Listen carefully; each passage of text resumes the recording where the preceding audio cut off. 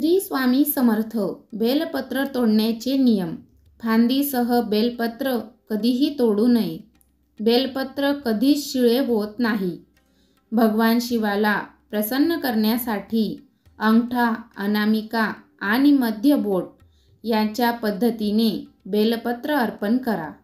काळे तीळ, गंगाजल आणि बेलपत्र पाण्यात मिसळूनही अर्घ्य देऊ शकता. एक गोष्ट लक्षात ठेवा की बेलपत्राची पाने फाटलेली नसावी. फांदीसह बेलपत्र कधीही तोडू नये. यामुळे दोष निर्माण होतो. फक्त 3 पाने असलेले बेलपत्र भगवान शंकराला अर्पण करावे. बेलपत्र कधीच शिळे होत नाही. त्यामुळे रविवारी बेलपत्र तोडून ठेवावे.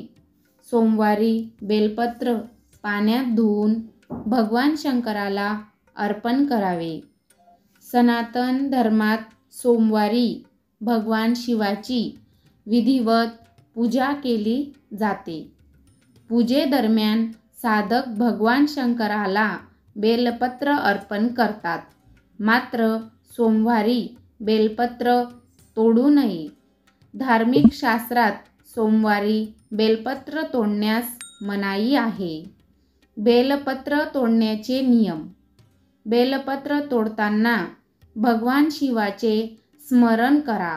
तुम्ही ओम नमः शिवाय या मंत्राचा जप देखील करू शकता. यामुळे भगवान शंकराचा आशीर्वाद प्राप्त होतो. चतुर्थी, अष्टमी, नवमी, चतुर्दशी आणि अमावस्या तिथीला चुकूनही बेलपत्र तोडू नये, असे सनातन शास्त्रात नमूद आहे.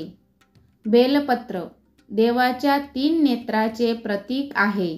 बेलपत्र म्हणूनच 3 पानाचे बेलपत्र महादेवाला अत्यंत प्रिय आहे. महादेवाच्या पूजनात व अभिषेकमध्ये बेलपत्र याचे प्रथम स्थान आहे.